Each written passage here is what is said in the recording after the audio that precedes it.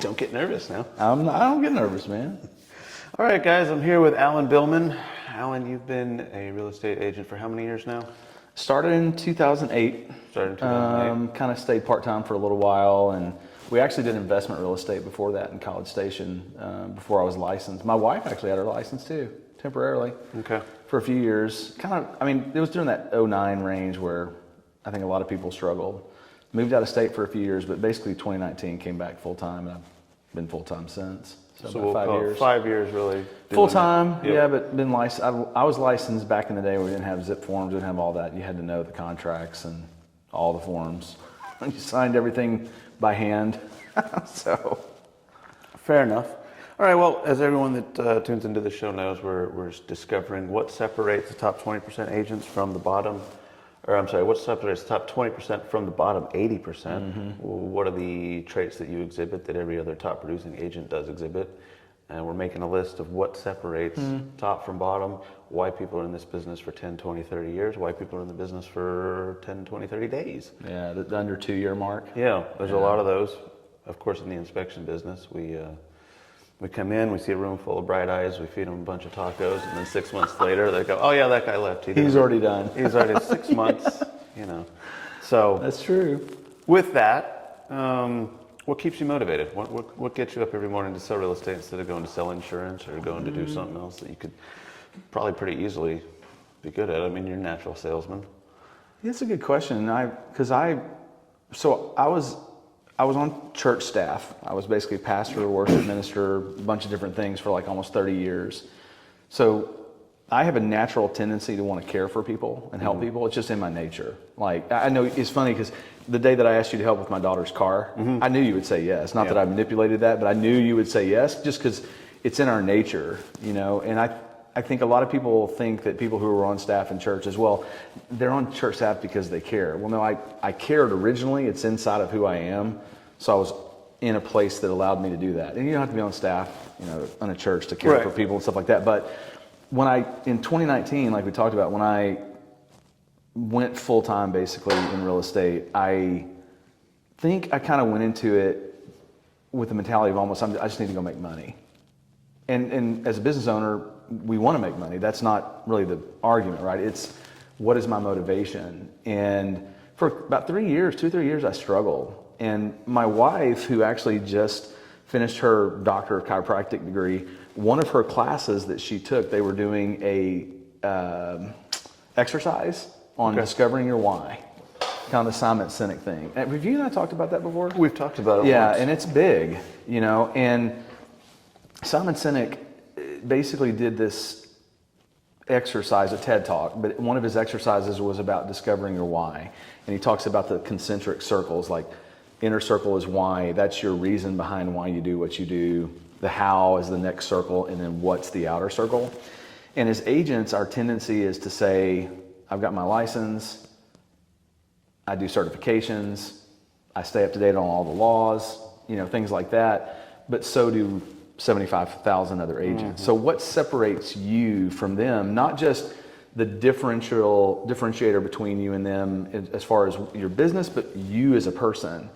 And everybody comes in, I'm going to be a superstar on Instagram or social media, or I'm going to go be I'm going to farm a neighborhood. But those still, I don't think, differentiate you.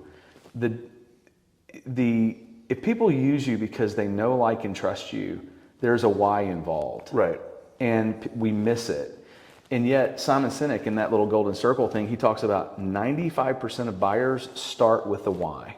When they go to buy a house, when they go to buy a car, there's a why involved that is a driver of their decisions. That what and how they'll figure out. But as agents in a lot of businesses, we start on the outside. We say, well, this is what I do and this is how I do it. And we forget the why. And so I did that exercise with her. And basically it went through, what are your core values? What are the most important things? What are the most things you're passionate about? Have you gotten into Ikigai before? Have you heard about that? So you can see it online. So Ikigai is similar to it. I think it's either Japanese or Chinese approach, where there's concentric circles. There's 4 concentric circles. And one of them is what you're passionate about. One is what you do to make money that people would pay you for, what's your skill set. Right. Where that overlaps of those four is your ikigai. That's your Simon Sinek, what he would call your why. And when I did that, dude, it shifted me, my business, my marketing, my income, I'll just be very honest, doubled, and then probably doubled or tripled almost within a year of doing that. And what I started to realize... What did you find out doing that? So for What were me... those core values that overlapped? The core value for me was, on one side is, there's a group of people out there that when your world falls apart, and you have to either sell your house, or you have to buy a house, or you have a family member who's going through a difficult time, or even a good time. Like hey, we got this huge raise, we finally have the opportunity to go buy a new house. They want someone who cares about what they care about. And if it's just about it's basically moving from transactional to relational. Yep. And that was the shift. Like in a nutshell, that above everything else changed everything for me. Care for your client, the money comes later. And it will. Yeah. Right. And I think the other side of it too, on like I'm not sure systematic level is the right wording, but like if you, people sniff out if you are desperate, or if you're only doing it for the money. You know what I'm talking about. Oh, yeah. And so I think the funny thing about that Simon Sinek thing that he taught about, and he wrote a book called Finding Your Why, or Finding My Why, I've got it, and I'm about to read through it again, is it's becoming more and more prevalent with this generation of 18 to 25-year-olds that's growing up. Because now they want to find something that maybe their parents are in this dead-end job that they're frustrated with or whatever else, and they're like, I don't want that, but I still have to make a living. So how can I pull those things together? It's a big shift, and it was huge for me. It changed not only my business model, but also my marketing, everything. So I know you're big on social media. You're good at internet as well as making yourself known and being able to be easily found online. Right. Now I read, I enjoy it. One of the books I'm so passionate about, Detox, Declutter to Dominate, talks about 10, 100, 1,000, $10,000 per hour activities. Do you think your ideas of those $100 and $1,000 ideas changed dramatically when you figured out when you did your Ikigai? So, because you can waste a lot of time. You can. At $10 an hour activities. That's true. And that's one of the most common things I find when I interview any top producing agent, is they'll spend maybe 3 or 4 hours a day on top $1,000, $10,000 per hour ideas. Right. And the rest of the day they kind of have off. Yeah. Whereas I find the people that don't produce spend 10 hours a day on $10 an hour per ideas. Yeah.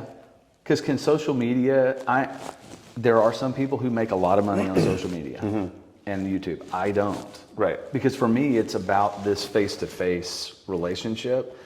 And if you trust me... You're very easy to find online. Well, that's true too, but I've also spent 4 years, if you go hashtag Alan Billman Realtor, I am everywhere. Right. So I made decisions early on, even when I came back in 2019, I started hashtagging everything with that. If you go do Alan Billman or even out by that or just Alan Billman Realtor, I will show up somewhere. But that was a conscious decision on that part. But when you talk about the $100,000 and $10,000, to me, for my business, that's the relationship. And so ninja selling? Yep. Okay. Big fan. So that A+ group of your list of people versus A versus B versus C, to me, there are some people who might say, well, spending that time with people on that A+ list is not the 100,000. But for me, it is. If I develop that relationship, I'll tell you an example right now. I've been working with a lady for a couple of years. Went under contract last week. She's closing in 2 weeks. I have developed and nurtured that relationship. She goes, I am moving out of my apartment and I have 3 people who want to come with me. And they literally showed up at the new build site and they said, we want to buy a house. And I went, sure. Okay. And it was cool because but here's the thing, her reasoning, and I discovered this through the relationship, was she doesn't like to be alone. And she wants all of her people with her. And that's a really, really big deal for her. Yes, the price of the home is actually good. It's a starter home, of course, in her price range, all that kind of stuff. But she's pulling like, I'm going back out tomorrow morning with one of the people that showed up, and then I'm going again on Saturday with another person. It goes back to me investing the time in what was most important to her, which is she wants her people around her. Okay, let's do it. It's pretty simple. I mean, and I know a lot of people get caught up in everything else, but I have learned if I find myself spinning my wheels on social media, creating graphics on Canva or whatever, that is the $10. That's $10 an hour. Right. And it's easy for us. You can pay someone on Fiverr $3. There's templates. Yeah.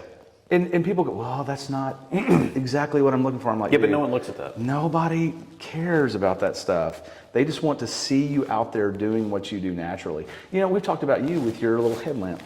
Yeah. On the car. Yeah. And I know it sounds dumb, but I watch all those little podcasts you do or the little videos. Ever Wondered Wednesdays? They're just fun. They're just fun. Yeah, about half of them I have my headlamp on. Yeah. And you just like doing it. Yes. So you like working on cars, you like going off-road. I've seen a few of your videos.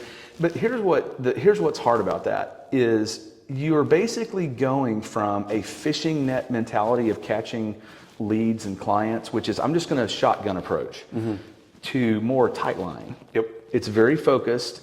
I'm going to use catfish bait because I'm going to catch catfish. I'm going to use bass lures because I'm going to catch bass. Am I going to catch a catfish on a bass lure? Every once in a while. But for the most part, I'm focusing down and laser focusing my energy. It's like Good to Great. Remember that book? So he talks about the BHAG, Big Hairy Audacious Goal, yep. and he also talks about the hedgehog principle. And it's just driving in very focused on who you are. But that scares us because we go, well, that means I'm losing out on the potential of 100,000 other people. And it's my struggle with that is you're not actually losing 100,000 because they're probably not going to go with you anyway. Because they're making decisions based on why and relationship. Jared James had at one of the sales rallies. Yeah. I think you and I were at the same I think one. it was 2 years ago, right? 2 years ago, and Yeah. he said, why are you so concerned that your YouTube video is only getting 300 views? That's 300 people. I know. You can't service 300 people, but Right. if you're in one market and you have 300 views in Right. your market, and they're all in one category in their brain that you're fulfilling, right. that's 300 people that you could service, and you're not selling 300 houses a year. Correct. So why are you worried that you only have 300 views? And so the thing that I learned about that also is on, I saw a guy who basically goes around to towns and he just drives around town with his camera on and he talks about this is what McKinney is like. Here's a dog park. Here's what you can do in downtown. Look at all the trees compared to like say Prosper, or look at the roads, or you know, whatever those things are. He just builds around that. He only gets, and I say only, he only gets over the life of them probably 2,000 or 3,000 views. But if you get 2,000 or 3,000 views because people are focused on, I'm looking at McKinney, I want to know what the things are to do, I want to know about the schools, but you get 3 or 4 closings out of it, versus if you got 35,000 viral views, but you get no closings out of it, right? What have you done? And so focusing your marketing on what drives results. And for me, I actually connect with my clients regularly. I'm a bit of a quirky, nerdy guy. I like diving into things. Right? Yeah. Well, how fast did I discover what was wrong with your car? 8 seconds or something. That's true. But I've realized that people notice that about me, and they always ask me questions. And so, I would call you. I went the route of being somewhat of an expert in my field, right? Instead of saying, "Yeah, we operate 7 days a week." We do. Yeah, okay. So does every other. That's the what company. And how. I'm telling you, right? Yeah. Every inspection totally company agree. does the same thing I do. It's just whose face do you like better? But I decided, okay, I could advertise that, or I could be an expert in my field. Mm-hmm. I got one coming up that's going to be, how do you drill through concrete? Ever wondered how you drill through concrete? And I mean, everyone, I don't know. And we'll go through the whole thing, top to bottom. Yeah. And they go, okay, well, Lewis knows a lot about this. I should probably call him. I'll bet his inspectors know a lot about what they're doing. But you're building relationship so that when like in my case, if I'm building relationship like that, at some point, someone is going to go, man, I'm moving. I need somebody to help me either buy or sell my house. They're going to go, Alan. Or even in our inspection stuff, you're one of the top on my list because of the relationship side of it. I know that I know the what and how. I know you guys do things at a high level and all those kind of things, but there's still a relational connection there for me to be able to ask you questions or be able to talk about it, right? Yep. And I think that we miss that because we focus on that, here's what I do, here's how I do it, and we forget about all the other background stuff behind it that, is relationship driven. Again, transactional versus relational. It's actually why I left a couple of the brokerages I was at. I just struggled feeling like they were more transactional. And I wanted to put myself in a position where it's all about my relationships. Right. Because that's where I've driven, like, especially the last 2 years, all my income has come from that. Now there's, what is it, the average person knows six or seven realtors, right? It's like 12. Okay. Yeah. So how do and you, only 2 are active. Remember from Ninja Selling? right. 12, only 2 are active. How do you stay at the top? Right, up top ahead of their knowledge. Top of mind. Top of mind. Because that's my problem. How many vendors, how many inspectors are there that walk into this office and every other office in DFW? Right. How do I stay top of mind? How do you stay top of Yeah. mind? Because so many realtors struggle with that. They do. I got a huge sphere and I call these people, but 3 months later, I see on Instagram that they bought a house with this other guy. And you just feel like you got stabbed in the back. Yeah, exactly. I was like, I just talked to him 3 months ago. Oh, he talked to him 2 months ago. That was the difference. Yeah. So how do you stay up there? So, I mean, you're easy to find online, obviously. well, that's one thing, but the other, so one part is, I had a coach about 4 years ago. I still to this day remember hers technique was once a quarter on the first business day of the next quarter, you contact all of your A-list or your relationship people, right? But that kind of felt very mechanical to me, which it's good if you don't have anything that you're because remember, businesses are built on systems. So if you don't have a system, you need to get one. Okay, so that's a kind of a starting point. But what I realized for me that works better is because I wanted to drive the relational side. Remember, I made that shift. So how did I make the relational part work for me and be more natural? Because if it's more natural for me, I'll just do it. Like I'll call somebody real quick.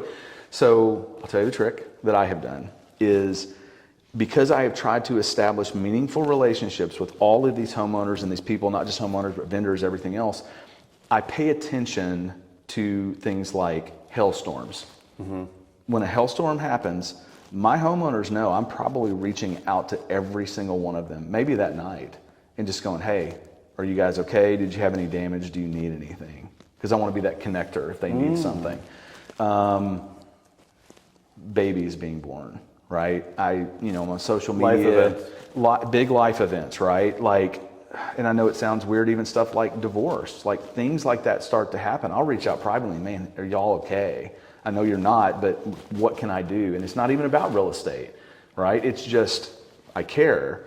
And I do want to know what's going on because I do care about these people. They're people that I do consider friends. So that is something that I switched on it's funny because one of the brokerages that I was at does a lead gen for like 2 hours every single day. Okay. But I promise you, if there's a hailstorm or if there's like a big windstorm or a big rain event, something happens that's big, when I reach out to them, it's already on their mind.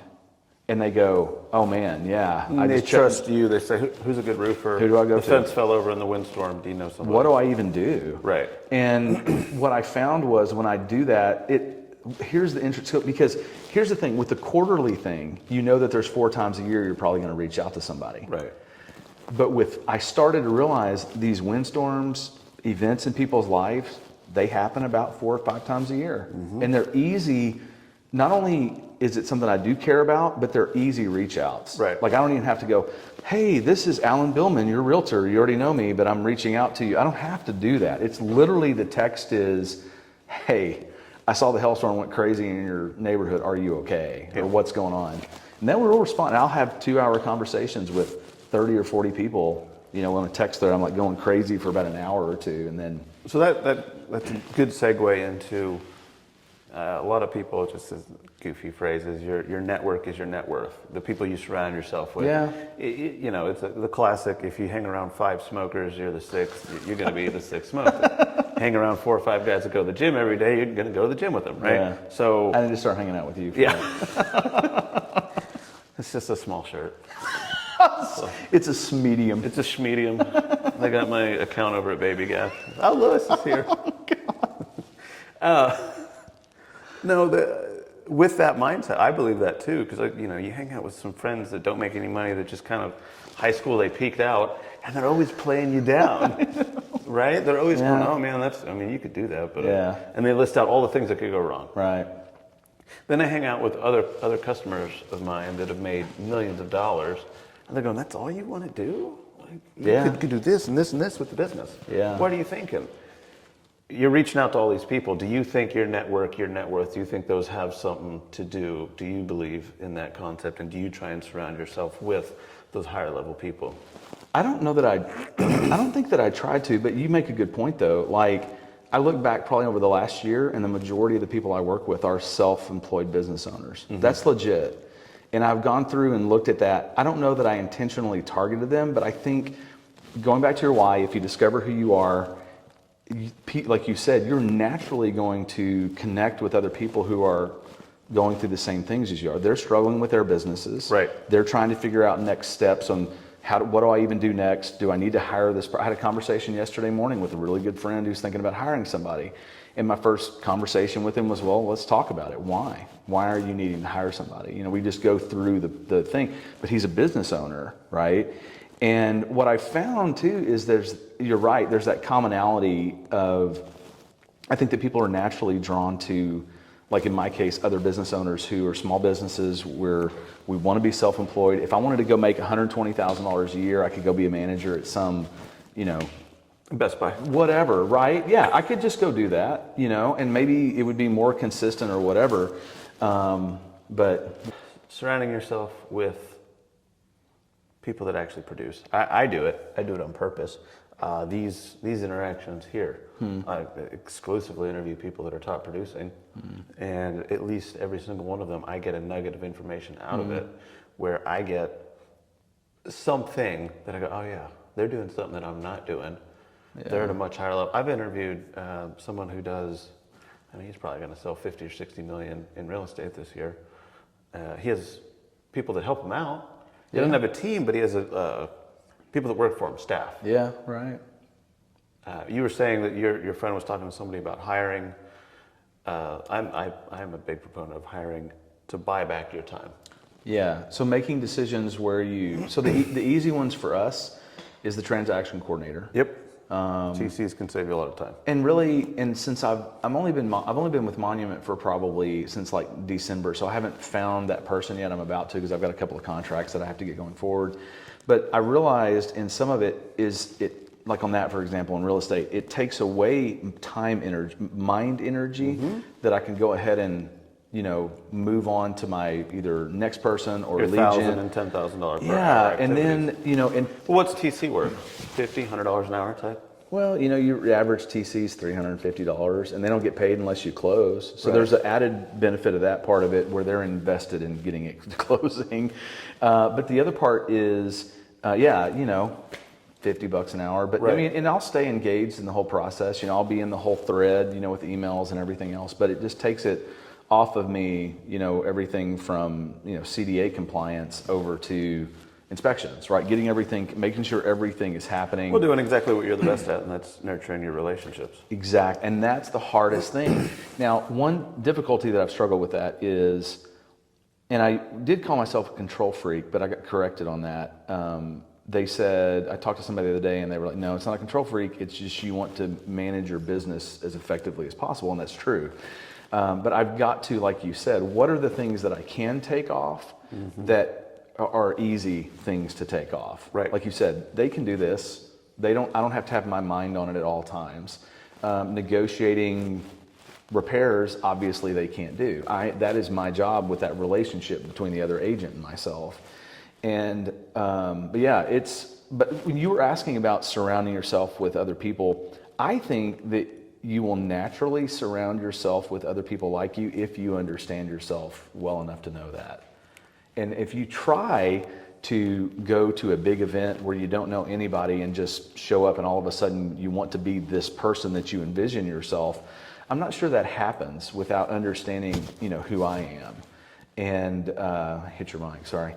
So basically going in and I will say, like with Monument, you don't want to be the richest guy or the most successful in your group of five. Because what is it? You're the average of the 5 most influential people, right? Yeah. So if you are at the top of that, you got to start seeking out Yeah. someone that's done more. There's always someone richer, faster, stronger, Yeah.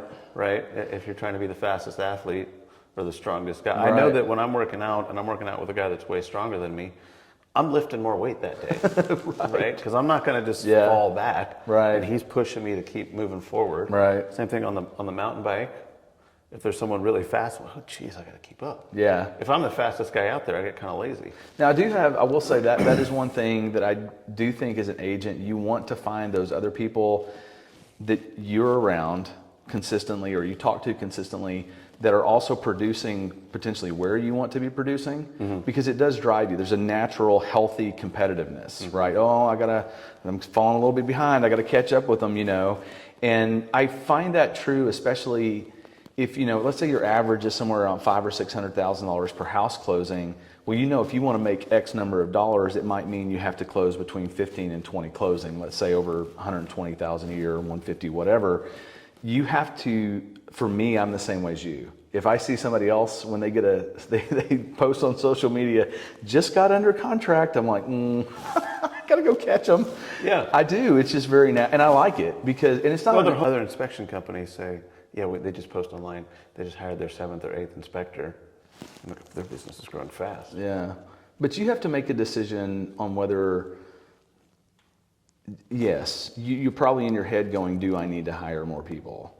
But you still have to obviously make the decisions that you make. So it is about surrounding yourself with the right people. Mm-hmm. And I know, like I said, I've been with Monument now since about December 1st. And I'm already starting to see those people and I've already made those connections. But it is natural and maybe it isn't subconsciously intentional. I just see them and go, yeah, you do things very similar to me. You make some of the same choices I make with your business. And I'll just kind of go pick their brain, not where I take so much of their time, because that is one thing that I've struggled with. No, but taking someone to lunch, you can learn a lot. Yeah, and they want, we're realtors. Right. We always show up for free food. You know this already. I know that very well. Among other adult drinks and beverages, we're all just built that way. But I think you have to surround yourself with people that drive you. My wife is actually working with a couple of athletes right now that are trying to get into the Junior Olympics and stuff, and it's interesting. They do races very different. They don't go heats where then all those like 8 and 8 half compete, and then they don't compete that way and have a final race anymore. It's all on time. Mm-hmm. And one of the guys struggled because he would be way out in front of the other racers, but his time wasn't good enough to beat the other groups. When he competed with those in another race, he had some of the better times than them. So like horse racing. It is, and he has to find a way to compete with himself and against that clock versus having some of the people in the group. So it's kind of like with us, if you have people around you that are where you want to go, and also where you are now, it helps you get from where you are now to where you want to go. Because like you said a minute ago, you pick up small bits and pieces from every person, right? Conversations, right? Yeah. Books that you read. Do you read? Are you a reader? So I'm not. I was at one time. I've gotten better. I'm more of an audiobook guy. I will say one of the things that I've started doing is I will literally ask like some kind of chat GPT or something, give me the overview of this, and then I'll read the book, and it gives me context of what I'm about to read.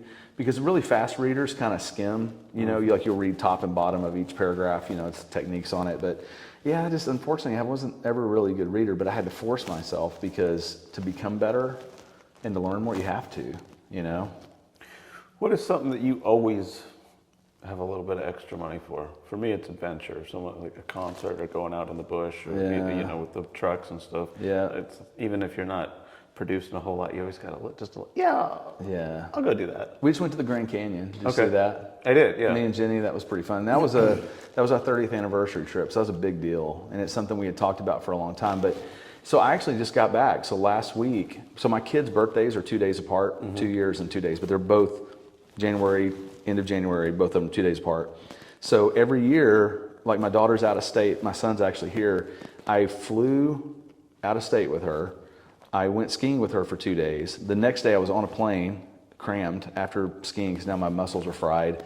The next day I went to the shooting range with my son here. So it's always a priority, always. Like over everything else, for me, the fallback is always family. Yeah. I get a call, I just got to tell you, there are 3 people, my wife, my son, and my daughter. If they call me, I will answer the phone. Right. I'm too old. I'm not 25-year-old trying to move up in the organization anymore. And I wish I'd probably done it more back then, but now if they call, they get an answer, period. And most people, it's funny, they're like, oh yeah, of course, if it's your daughter or your son, so. And I had one last week where my daughter called me, and she was driving through this canyon where she is, and her phone hung up, and then she called me right back, and it hung up again.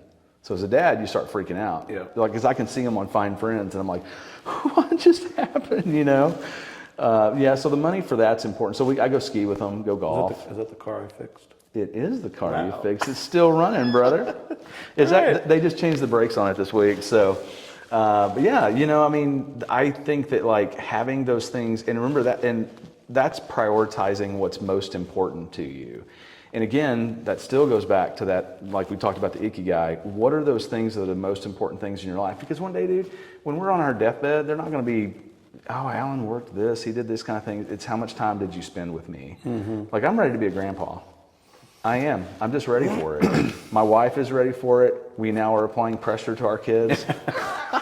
The guilt trip. When are y'all going to have babies? Let's go get married, have kids, that kind of thing. So it's that's kind of the stage that we're at. But we still have our dog too, though.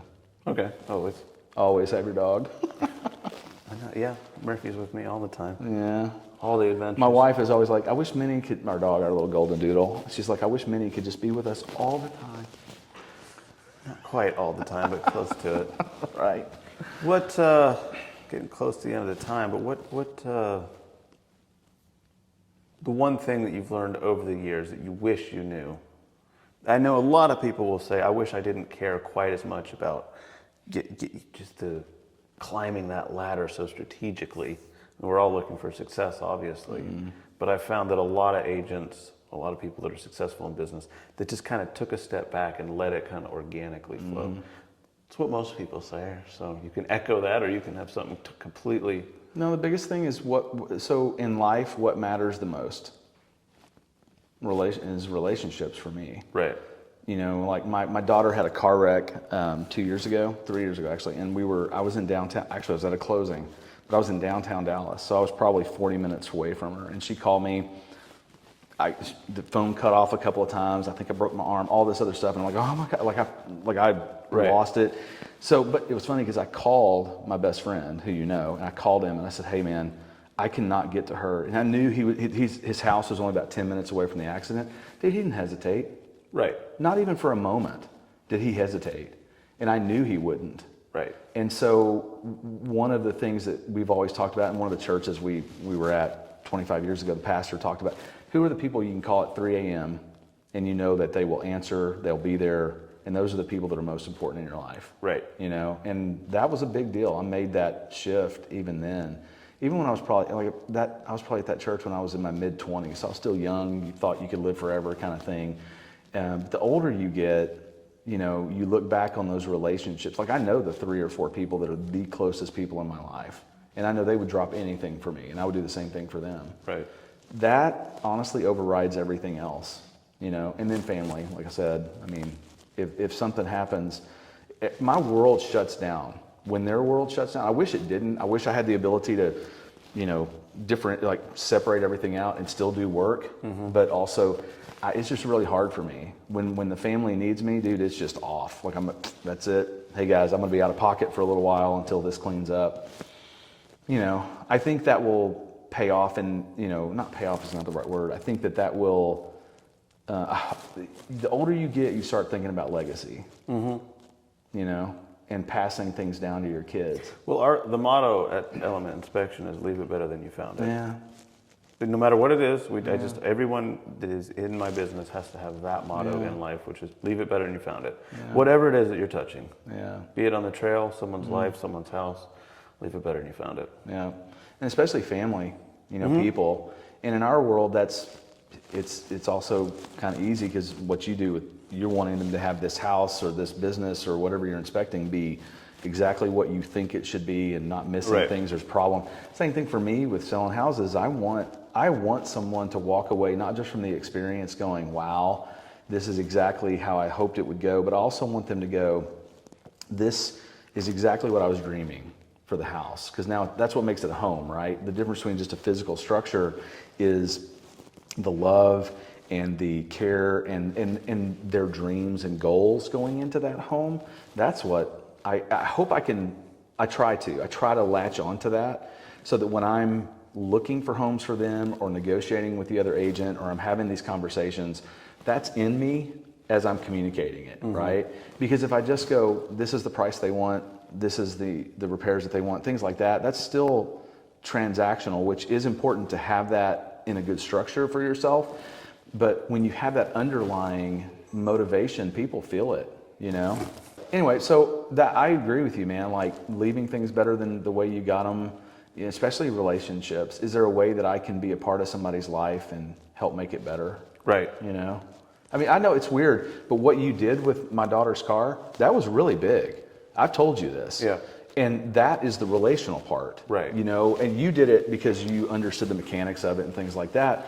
But dude, this is me putting my daughter into a car that she's about to drive across the country. Yep. There's parts to that are obviously, I want her to be safe, but there's a trust factor here, you know, and I, you know, it's not that that's the only people that I work with, but I do try and build that out going forward, not just for my relationship with them, but for long-term business too. I appreciate the trust. Yeah, dude. Yeah, of course, man. You found it immediately. Yeah. I know. You're like, oh, look at this, and you put your finger on it, and you took it off, and then shh, shh. Oh, you know, been around cars a long That's time. true. So last thing, Yeah. you said it took you struggled for a while. What one piece of advice you would give agents that think, I can't make this work? What is one thing that you can tell them to keep pushing forward? Because they can be of the 20% that produces. Mm-hmm. Yeah, I would tell you the biggest thing is figure out why you're doing what you do, because it's what wakes you up in the morning. Mm-hmm. It's what drives you. Right. Though, honestly, and some people would struggle with this, it's why I lose sleep at night sometimes, because I care about that client. I wake up the next morning, man, I hope that house is still available. I hope we're able to get the contract. I hope and it drives me. So those are the kind of things that make me move forward, right? Because the money is going to change, right? You're going to make some money, you're going to lose some money, you're going to make more next year. But those relationships are what will, not just for you personally, but they're also what will keep your business moving forward down the road. All right. I love that. Yeah, man. Find out the why. Yeah. The rest will come. I think so, yeah. It also, total side note, but I do think that there are people who are struggling with whether they should be in real estate or not. I think until you go through the why discovery process, if you think it's time to move on to something else, do that first. And then if after that you go, yeah, I'm just not passionate about it, at least then you know. Right. I didn't not make it because of my passion. I need to move on to something else. Right? And they don't do that. They just think, well, I didn't make any money this year. Well, and obviously that's a driving factor, whether you can even stay in the business. I'm not saying that. But but there are people who make very little in their first 2 or 3 years of business, but they hang on to why they're doing it, and all of a sudden you see their business take off. It just takes longer. So I think you have to have the systems in place, but you need to know why you're doing what you're doing. I like that. Yeah. Well, Alan, thank you for your time. Thank you, sir. I appreciate it. Anytime, brother. Always good time with you. I'm always up for it. We got to go grab some coffee or So look up lunch sometime. Alan Billman Realtor hashtag. It's on there somewhere, man. Yeah, All right. I'm out there somewhere. All right. Thanks for watching, guys.